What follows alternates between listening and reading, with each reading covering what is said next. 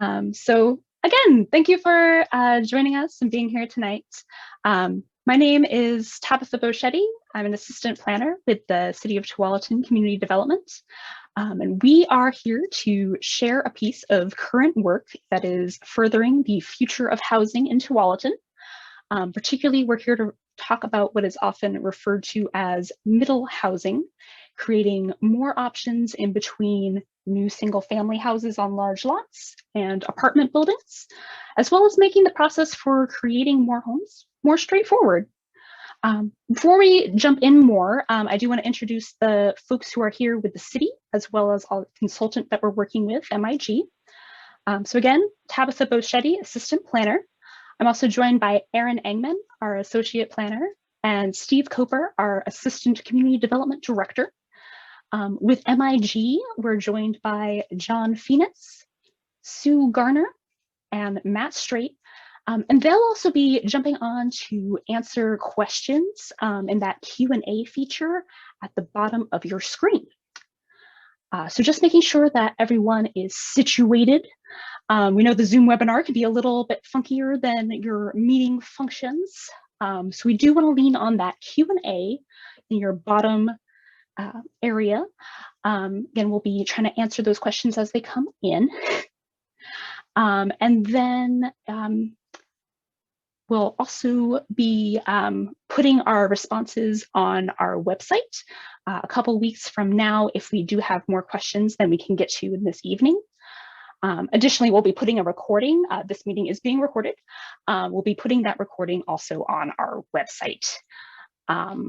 Let's see, we'll also be throwing up some poll questions over the course of the evening just to make things a little bit more interactive. So those will pop up on your screen as well. So let's get into what are we talking about tonight? So what we're planning to share with you is part of both the bigger work of Tualatin 2040, which I know some of you have been involved in, and where we've heard from community members and leaders about the need for expanded housing options that actually fit our family needs, fit our budgets. Tonight is also an introduction to a smaller piece of that work that's focused more on trying to adjust what our current code allows people to build for housing in Tualatin. And at this point, we're not ready to introduce draft code. We don't have a date for hearings yet, so we're still early, and we're glad that you're joining this conversation now.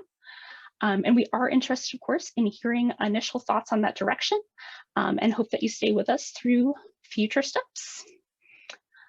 Just to get a sense of who's here, I think there's 4 attendees now, though we hope more people will join us on the recording later. But we do have a quick poll Eric can pop up.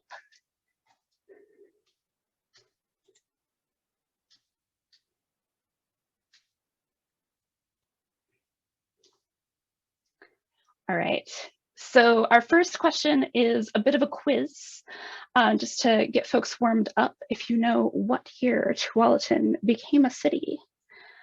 We're also just curious, are folks coming who live in Tualatin? And also, what kind of home do you live in?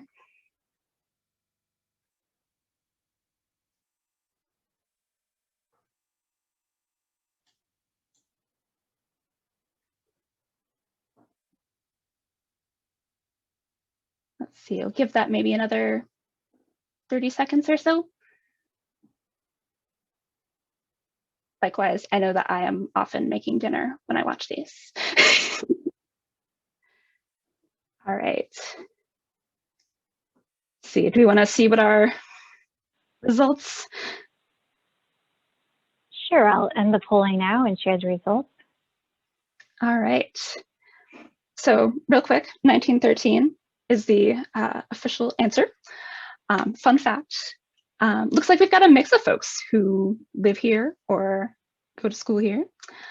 And mostly folks right now who live in detached single family homes. We know that there's definitely a mix of folks. Nearly half of Tualatin are renters. And so, it's always something to kind of keep in mind that, in terms of who we speak to and what kind of housing options people are experiencing now, we'll want to expand that as we move forward. Let's see, so let's close that. And I'm realizing I just jumped into my presentation and I think we lost, unfortunately, our colleague John with MIG. But I'm going to pull up some of his slides because I know that I can share those on my end as well. Let's see here. Just take a moment.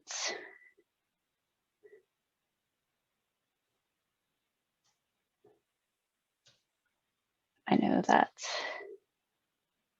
he's probably frantically trying to get back on. Let's see. And Tabitha, I'm queued up if you would prefer if I shared. Oh, that would be so excellent. Okay, you got it. All right, because we are, I believe, on slide 7.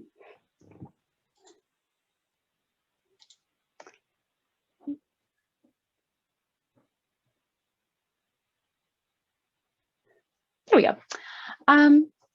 Let's see. So again, we've heard through Tualatin 2040 that there is that need for greater housing choice.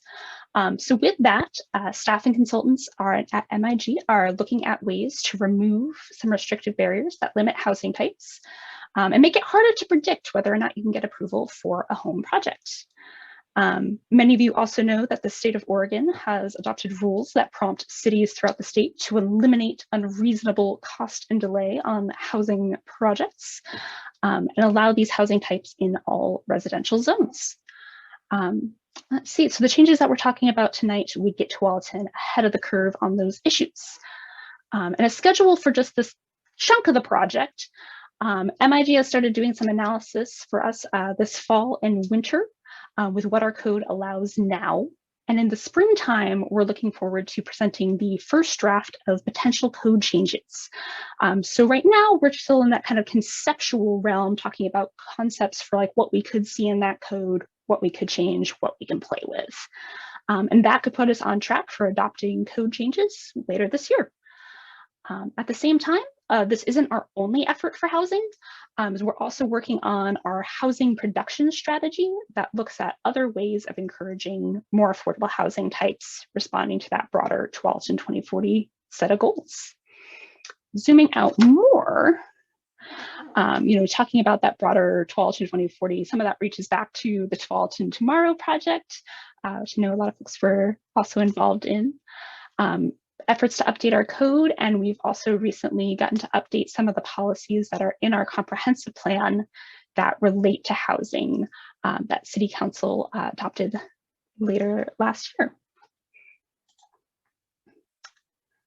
Let's see, so as we go forward, all of this, of course, is done with those broader goals in mind for checking on our supply of housing, continuing to check in that we have good, reasonable processes and that we're focusing on affordability funding and making sure that we could be thinking decades ahead from now when a house that is perfectly lovely now, someone might decide to change things up, and we of course want to be ready for whatever comes.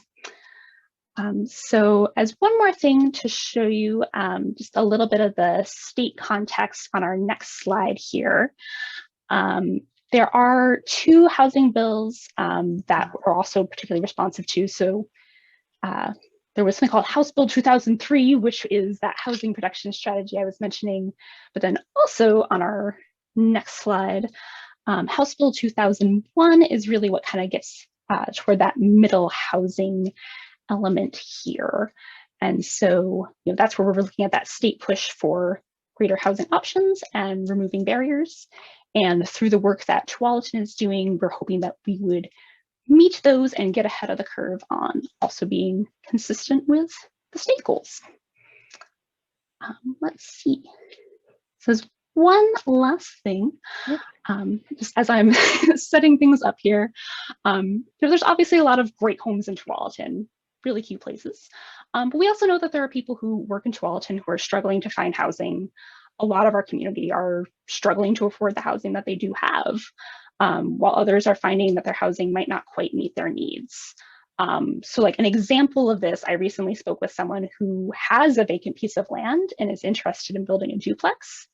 And right now, our process requires that they go both through a conditional use permit, involves a hearing, it involves several months of work, it involves a lot of uncertainty, like I can't guarantee things.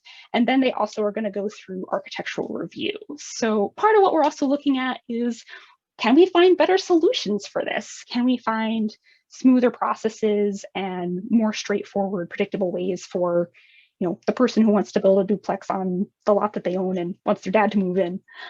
And so with that, I am hoping to turn it over. Actually, I've got one more thing to say before I turn it over.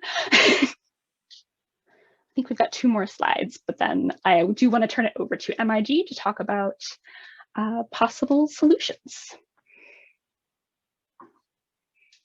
We're going forward a few slides.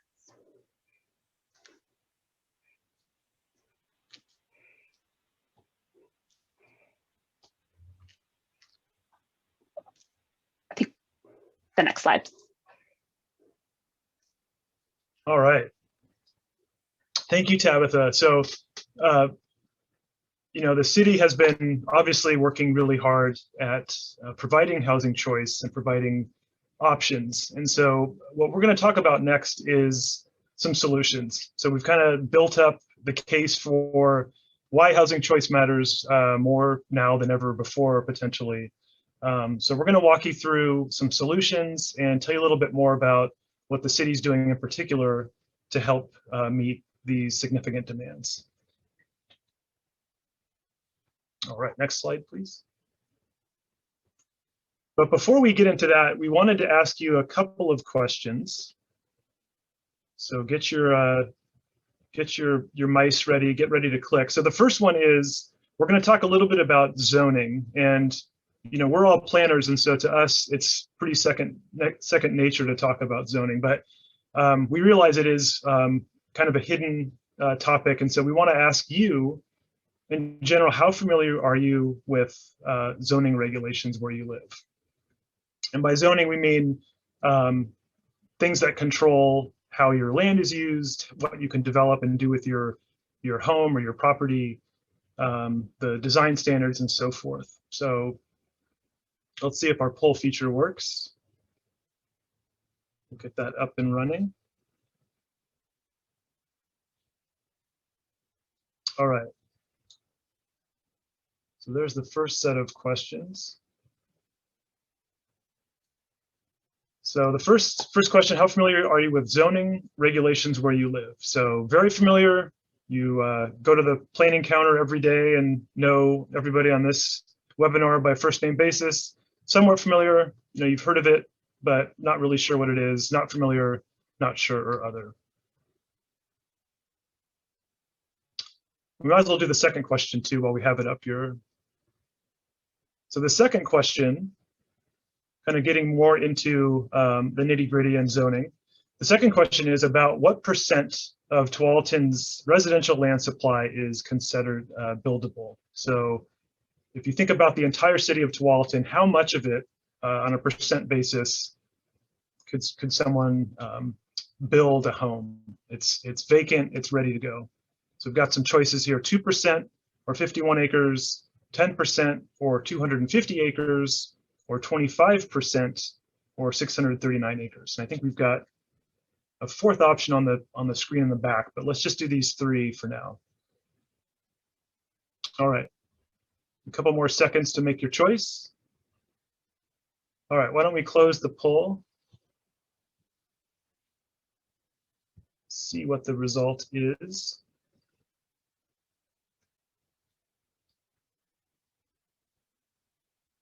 All right, so somewhat familiar, which is great. So we're not going to start from scratch. We can kind of hit the ground running, so that's good to hear. And the next question, what's percent of Tualatin's residential land supply is considered buildable? It looks like everyone said 2%, 51 acres. You are almost correct. The correct answer is 10%, 250 acres. So even still, not much land if you consider it. There's not a whole lot of space that's vacant, that's ready to go, ready to build, ready to get the needed housing that we need. So that has implications. Number one, that tells us that we need to start looking inward. We need to look at areas of the city that maybe are already developed, but have potential. Maybe the lot's big enough. There's potential to do something different. There's potential for something else to make housing work. All right, next slide.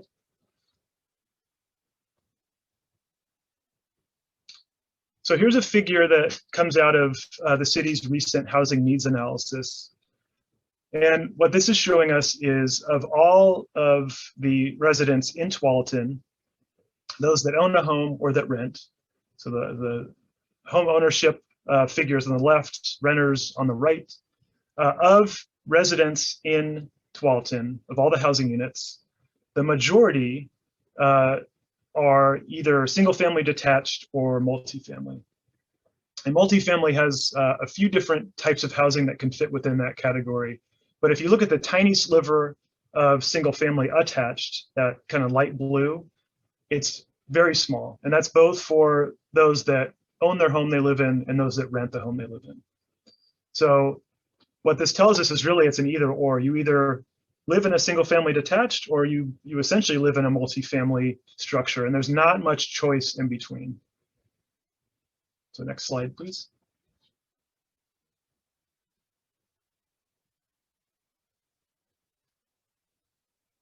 And at the same time, demographics are changing.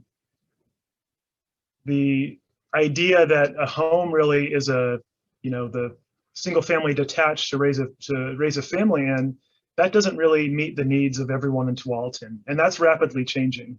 And that's probably obvious to a lot of you, but the fact is that different housing types are needed for different periods in our lives. They're needed for different lifestyles.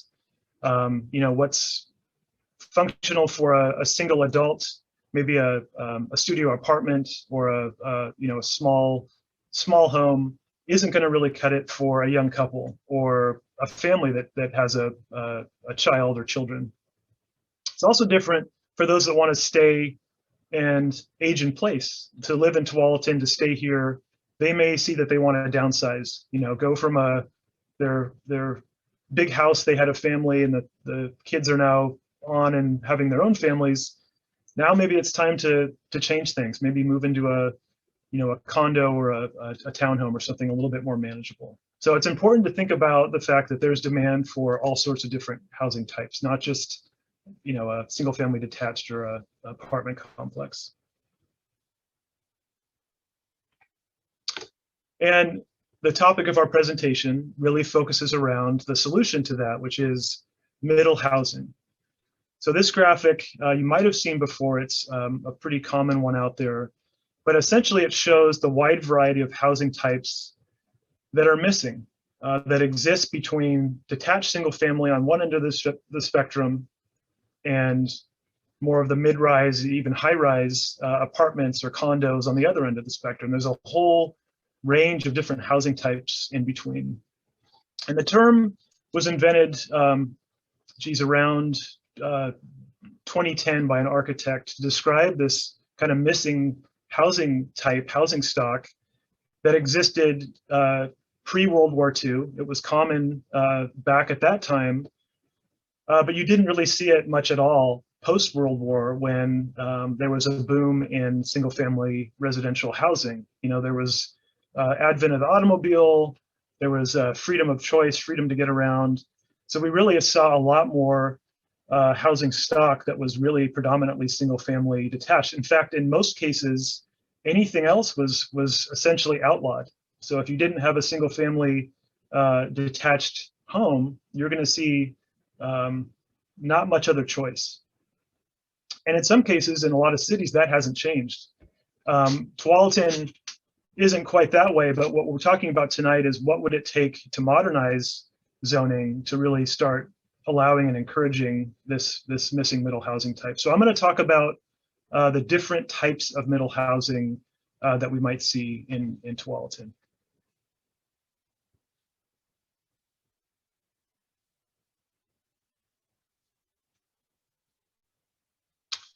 So the first one is really something pretty common. You've probably seen duplexes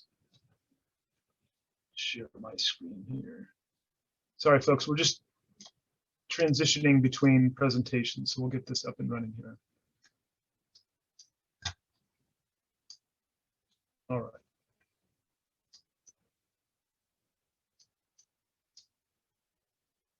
Okay.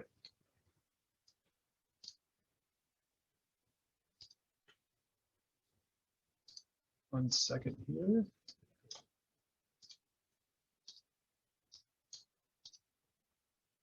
Okay. Does that look good? All right. So the first type I wanted to talk about is duplex. And as I mentioned, this is a pretty common middle housing type. You've seen it around. You may even have one in your neighborhood. But for a duplex, we can think about different ways a duplex might be designed and constructed.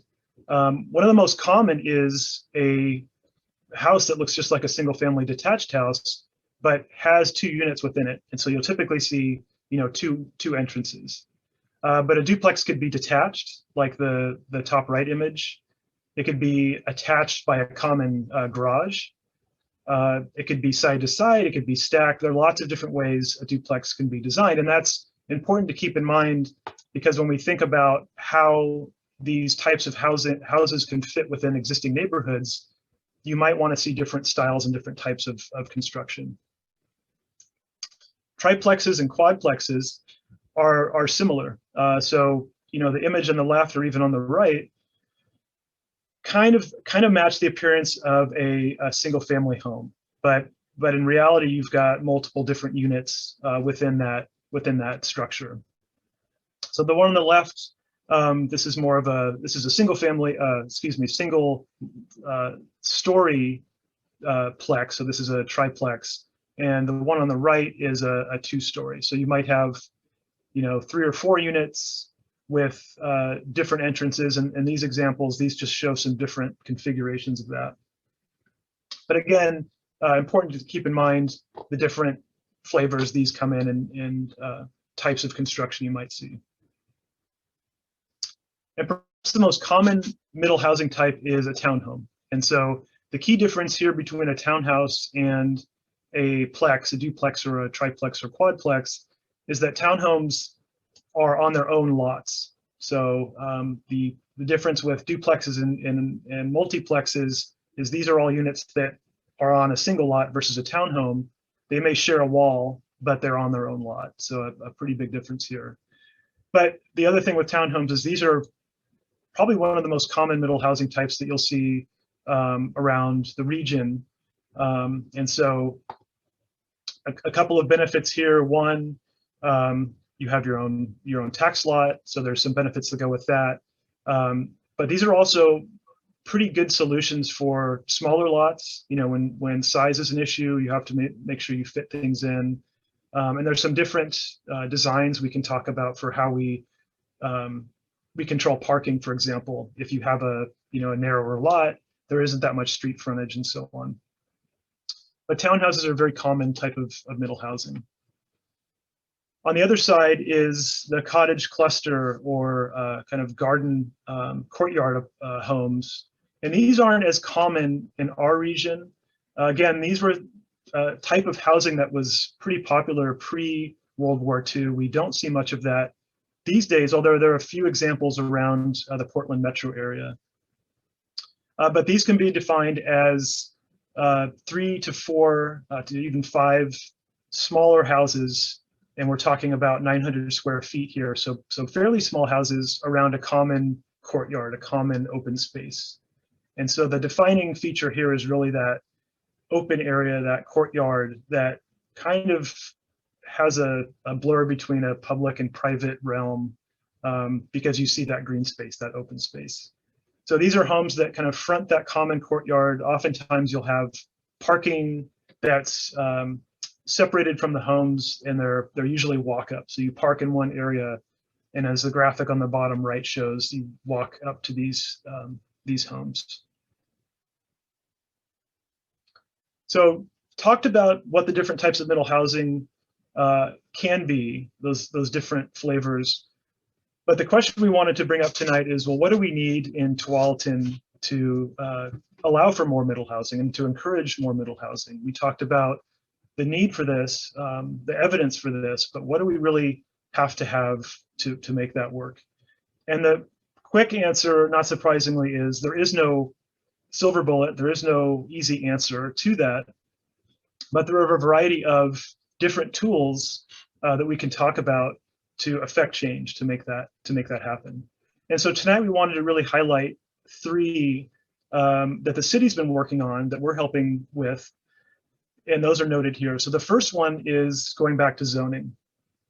These all have to do with zoning, but the first one is really talking about where can we allow and permit middle housing types in Tualatin, just outright. Where can these types of homes be allowed? That's the first one. The second is making sure we're developing policies and standards that are clear and objective. So Tabitha mentioned, a lot of policies today can really tie up the permitting process, the development process. In some cases, you have standards that potentially have to go through discretionary review. So time is money, and we know that. So making sure that objective and clear standards are really at the forefront of what we're doing for middle housing. And then finally, incentivizing the type of housing we want to see. Tabitha mentioned a little bit about the other project the city's working on for housing production. So there's the housing production side of things to really make sure we're producing more housing. But from a zoning perspective, we can also influence incentivizing the type of housing we want to see. So let's talk about zoning. This map, we've been referencing a lot of the housing needs analysis, and this map comes from that. So this was a recent study, recent map that was provided. You can see the city of Tualatin here. Here's I-5, the west and east side. And what we wanted to talk about is there's a lot of residential zoning, zoning types, and most of those allow the middle housing types that we talked about. The catch is really two points here. The first, most of those zones are built out. So there isn't a lot of space where there's vacant land to build middle housing. And so those different colors kind of show what's there today. The gray is areas that have been developed. Those are residential areas that are already developed. Orange is partially vacant, so there may be some improvements there. And then public or exempt. And finally, red is just vacant. There's nothing on that property that any type of improvements. So there's not a lot there. So the first is that Tualatin is pretty much built out. There's not a lot of room, not a lot of undeveloped or vacant space to add housing. But the second is the majority of the zone is the residential low density zone, RL zone, and that's really the trick here, is because that is a zone that doesn't permit or has a conditional process for allowing middle housing. So right away, we're starting to see some areas where we can affect change and start looking at permitting middle housing. So another version of this map, this one showing kind of what's left. If we take out the developable land, if we take out areas that are built out, what's left? And it kind of shows you there's not much. So that light green shade, that's the RL zone, the low density residential zone that's vacant. And then you can see a little bit Basalt Creek area, the medium low density residential. So not a lot of vacant land.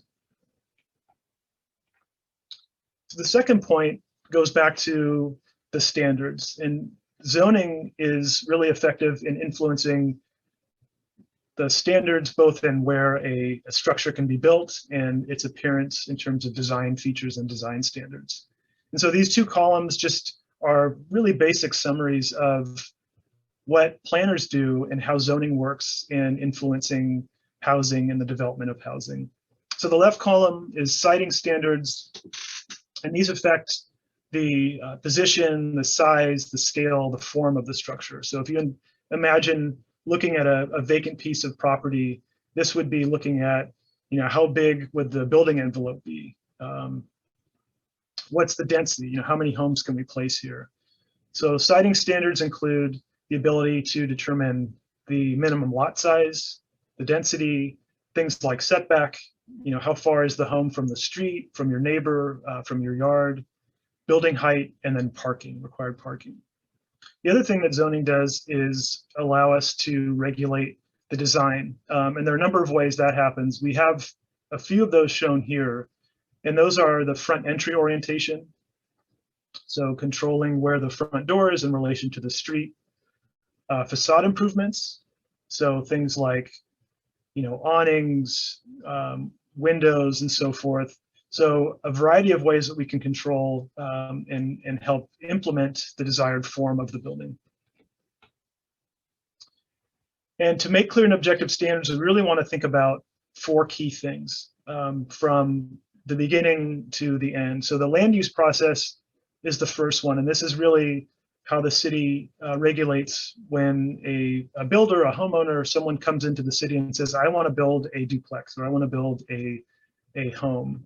What do I need to do? What's the process I need to go through? So that kind of goes back to what we mentioned earlier about making sure we're not causing unreasonable delay, we're not causing unreasonable cost. We know time is money. We want to make sure the process is efficient. Clear and objective standards also relate to how we talk about the number of units, the building height, the configuration of units. All of these have to be easy to understand and identify, both from the applicant all the way to the city that's enforcing and implementing the zoning standards. The location and placement I talked about, and then finally the exterior design, so materials, required landscaping, and building articulation. So when we talk about clear and objective standards, we're not talking about a number of different things. So building materials, techniques, the interior, how big should the interior rooms be? Where should the kitchen be located? Those aren't regulated or controlled at this level. And then of course, life, safety, fire hazard issues, those all have to be reviewed and approved through separate set of standards through specific building codes. I think the last point we wanted to talk about, and we do want to make sure we get to any questions that are out there, but that's really how do we start to incentivize the desired housing? We talked about zoning controls, we talked about clear and objective standards, but what about influencing and really encouraging this type of housing to take place? So some of the benefits and some of the things that we want to influence is, allowing different types of housing configurations and styles and types to encourage aging in place. That whole life cycle from having a family, starting a family, kids moving out, all of a sudden you maybe need a smaller space to live in. So allowing for those options to take place. There's also multi-generational living. So having multiple family members living in your home, whether that's something that is by choice or the opposite, but allowing for that flexibility, where a single family home maybe isn't something that would allow for that. And then the last item on here is probably one of the more important ones, but that's just affordability. We know that the cost of a single family home is far more than a different option, say a duplex or even a townhome. So making sure that those options directly influence the ability to buy your own home, to make it affordable. There's also encouraging desired form. And the reason we wanted to walk through some of those examples of those middle housing types is to show you the wide variety that you might see. And granted, some of these images are houses that were built in the 60s or 70s, but we're seeing a lot of new development taking place now, especially as land values increase and the inventory, as we saw earlier, is the lowest it's ever been, lowest that I've ever seen in any way. So encouraging desired form, just 3 kind of examples of how we might do that. We really want to encourage new development that fits within the existing context, existing neighborhoods. We know that's important. So things like transitioning height, the bulk of a building, especially if we're talking about a triplex or even a quadplex, and then looking at things like buffering, setbacks, and open space. So I'll show you a couple examples of this. The first one is, let's say we want to allow for additional parking. Let's say there's a smaller lot, there's not enough room to add additional parking.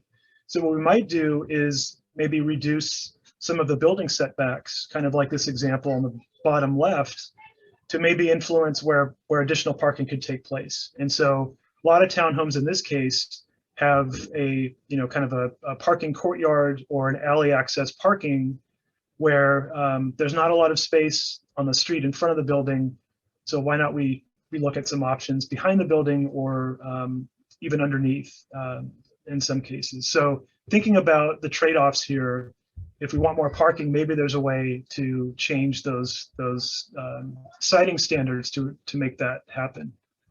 The next one here is, what if we want to maybe look at the form of a building to match nearby adjacent uses? So a lot of single family homes that maybe aren't up to the 35-foot maximum. Maybe it's more like a 1.5 story. In this case, this example on the bottom of the screen here, where we've got garages that are partially underneath that main floor. And so that's a way we could do that. And that's maybe increasing lot coverage. So maybe allowing for more of a larger building area to encourage or incentivize, a 1.5 story or single story structure. Again, just an example. And then another one in here is, let's say we want to have some more open space, some more green space. We know land's at a premium, but maybe if we're looking at some additional units, maybe there's a desire to have some more open space. So in this case, maybe we allow for some credits for required parking. Maybe we allow for parking to be in a garage, or maybe it's on street where we give credit for parking that's on street. And again, the return is maybe there's a benefit. Maybe the benefit here is we're adding some distance between buildings. We're increasing the amount of open space here. So again, this isn't all of the solutions. These aren't everything under the sun. Just some examples to kind of highlight what can we do through zoning, through siting standards, design standards, to start influencing the form of middle housing. So just kind of a snippet of what you might see out there. So those are some ways and some solutions that we're looking at right now with the city to start encouraging and seeing more middle housing in Tualatin. As far as next steps, we started this project a few months ago and took a hard look at what's required now. What does the zoning code look like now? And so we've been working, Tabitha and Aaron and Steve, we've been looking at the zoning code to kind of make some of those fixes, make some of those corrections that we presented tonight, and then look at those amendments in the code. What are some of the code amendments that might take place? So we're just getting started on that this spring, March through April. And the goal is that we'll have some another forum kind of into the spring to present what those amendments would be. So right now we're kind of peeking under the hood, seeing what's needed to change. The next time we'll be presenting information on what would those amendments look like. So we'll have a lot more details to show you and to go over with you closer to the spring. So then after that, May through June, we'll do some review and refinement with the Planning Commission, City Council, giving a chance to look at some of these amendments and make some of those changes and refinements that are necessary. And then after that, this summer of 2021 into the fall, we'll actually look at the final code amendments and adoption. So getting everything ready for the adoption process. So that's a general summary, and I know a lot of this information we went through relatively quickly, but we do want to make sure we have some time for questions and discussion. And Matt and Sue have been looking at questions that are coming in. So what we want to do is the Q&A feature that's on your Zoom controls. That's what we're going to use for our questions tonight. So if you have a question, make sure you use your question and answer button on the bottom of your screen. And what that'll do is that'll open up a window, type in your question. We will check your question out. And there are a couple of ways we'll respond depending on the nature of the question.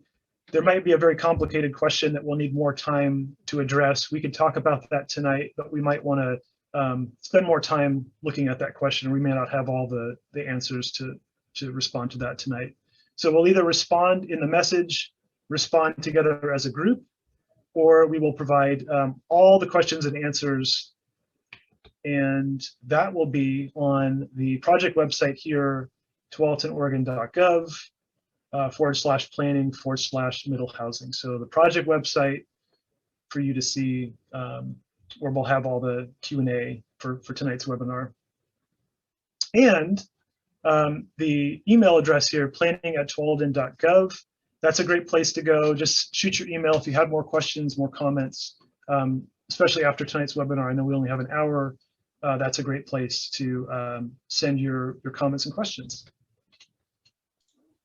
And to jump in, I know that I was double checking, and I believe that the folks who are on here with us tonight are already on our Tualatin 2040 interest list. But certainly for other folks watching the recording, or if you have a friend, like certainly if you want to email the planning@tualatin.gov email and be added to that list as well, because we'll be having additional opportunities in the future to be involved with that. I also see there's a question coming in here. Yeah, so the first question in here has to do with what we've seen in other cities, and I know everybody has a something they've seen they've either liked or don't like, and that's definitely true. You can't ignore what's going on out there. So the question is, generally some support for middle housing, but how do we how do we control the design and the appearance of some of these structures? The example in this question is in Ballard, Washington, where there's a lot of multifamily going in. I've definitely seen a lot of that up there. So how do we control, kind of that influx of that style of housing? How do we control the look and feel of that housing?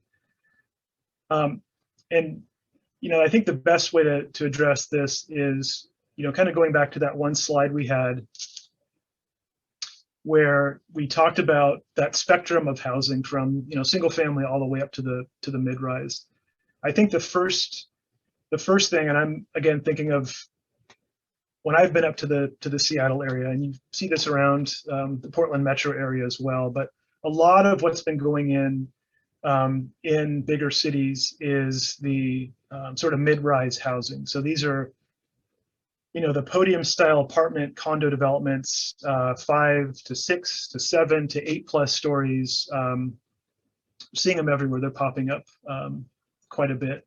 So the first thing is, the scale of the middle housing types. So just even these images that we've got on this screen, looking at something that from all appearances, it looks like a single family home, but in reality, it's a duplex. You just have, 2 doors to get to those units.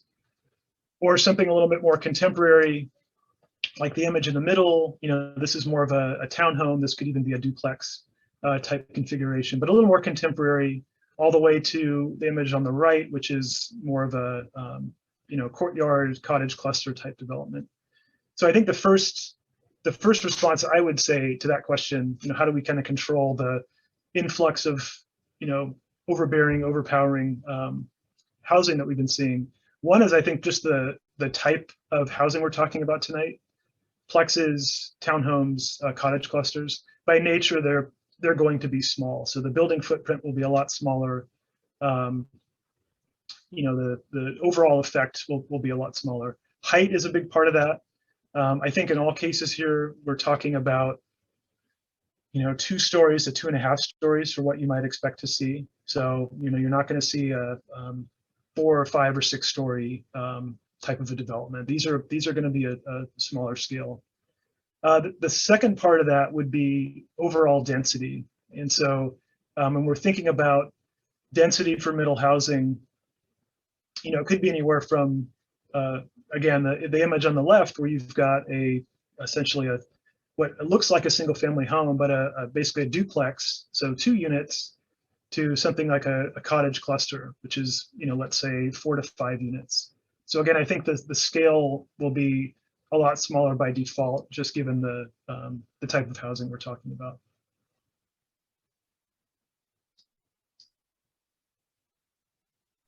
And I think to add to that, also the state will allow us to add standards that will help design how they get built.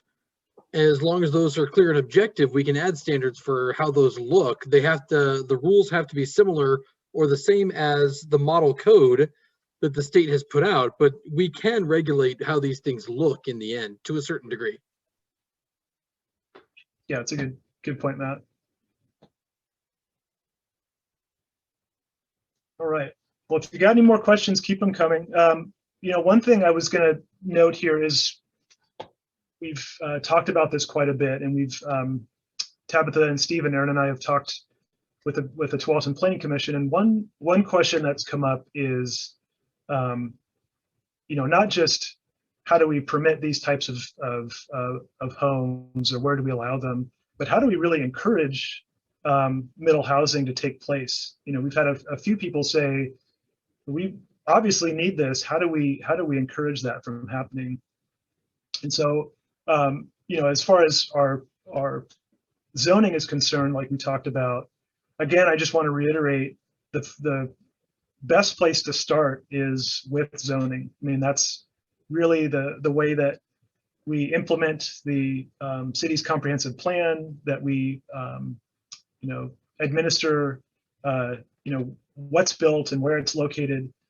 And so again, everything from the process for reviewing and approving and permitting housing to where housing can be located, in the different zones, and making sure middle housing is permitted outright use in the zones that we talked about, to the clear and objective standards that reduce time and delay in the process, and so on. So again, I think there's no silver bullet solution. There's no one size fits all approach from city to city, but taking a good hard look at the zoning code and making those changes is going to be the best case to make the most amount of change, looking at how we implement zoning code.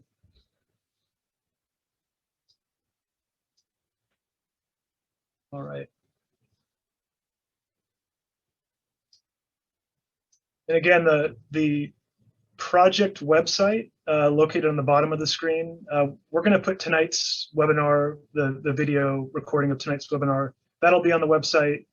We'll make sure we post all the other project materials on there. So if you're interested, if you want to check back later, that's a great place to go for that information. And then, as I mentioned, the email address, again, your friendly Tualatin planning staff are there to help. So if you want to send an email out, that's a great place to ask questions or comments as well.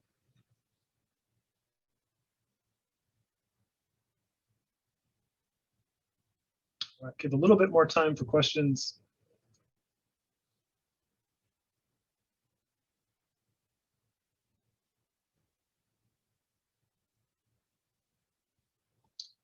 One question I think we have is, we're kind of we haven't just got started, but we're looking at the code now, and so we've got a lot of work cut out for us. But when we get back to sharing progress and talking about the code amendments themselves, it would be good to hear about what folks would like in terms of being involved or participation. So Tabitha mentioned the city has sort of a running list of kind of an email list of folks that want to be involved. But if you have any ideas on what you'd like to see, or if you like the webinar, if you want to have a different outlet, that would be great to hear from as well, if you have some ideas on that.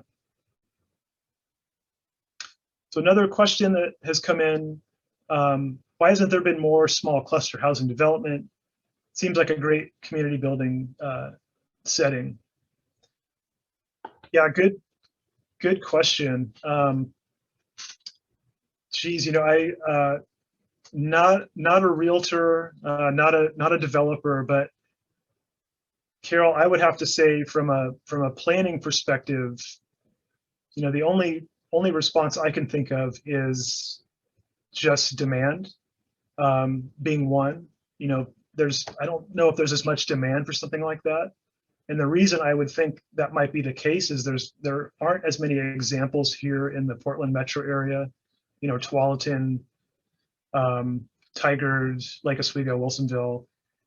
There just isn't that many, there aren't that many examples, I think, that, you know, people have seen to say, hey, that would be so cool if I could have something like that. If there is, maybe there's, you know, someone's come from a different location where that's a little more common. Southern California, you know, you see a lot of cottage cluster type developments.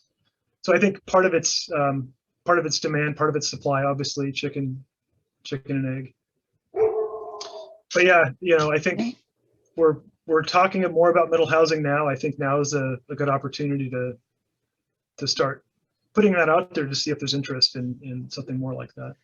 But I don't know if someone on the city side had another Yeah, response. I mean, I would add that, like, while it's not the only reason, you know, the majority of our city lands also would not allow it today. So, like, I think to your point of, you know, maybe if you build it, they will come. Like, I think there's not certainty that the moment that we allow it, everyone's gonna race to build a cottage cluster development. But certainly today, when you wouldn't even allow more than one home on an individual lot in the low density residential zone, you're not going to see a lot of folks pushing toward that. I've also heard in addition that some of the logistics can get a little bit complicated. Like, do you want to do it as a condo? Do you want to do it as a rental? There are folks who have developed some expertise in that in our region, but I think it is still a bit niche in that regard. Yeah, you know what it made me think of too, Tabitha, is Carol's question is the pretty significant rise in interest in accessory dwelling units or you know, even tiny homes. You know, that's something that you really didn't see too much of geez, a decade ago, 20 years ago, and seeing a lot more of that now where you know, you're seeing it all over the place where you're asking about ADUs or, you know, where could I build a tiny home? So I think the interest is changing. I think again, demographics are changing. You know, not everybody is wanting or expecting a big single family detached home. A tiny home's fine. You know, something that's 900 square feet, sounds great. So I think, again, changing interests, demographics changing, I think, you know, we'll start to see more demand for those different housing types.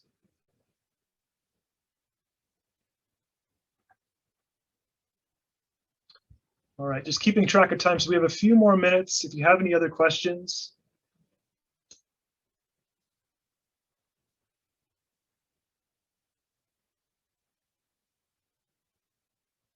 All right.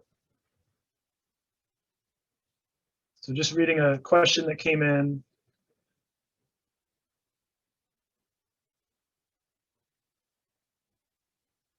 Yeah. So the question, it's kind of a part kind of story here, a comment and you know, part observation. So talking about you know, homeownership really being a big part of what we're trying to do here, and then making it affordable. So you know, I think this particular question is talking about, you know, your family, you know, you may own a home now or be thinking about owning a home in the not too distant future, but what about your kids or their kids, you know, the future generations? If costs are going up now, inventory is plummeting, what's it going to be like, you know, for the next generation, a couple decades from now? What is it going to look like then? So yeah, I think that's a good point to be made, is looking at middle housing as a really viable option to increase housing choice, increase housing variety. That's a good point.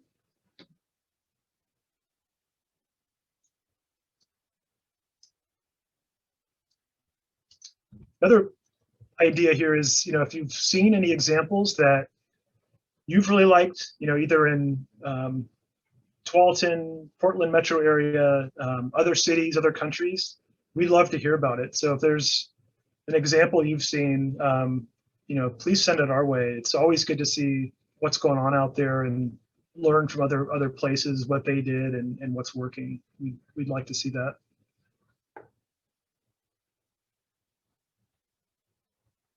Okay. So a couple more minutes here. Any other notes from any of the panelists?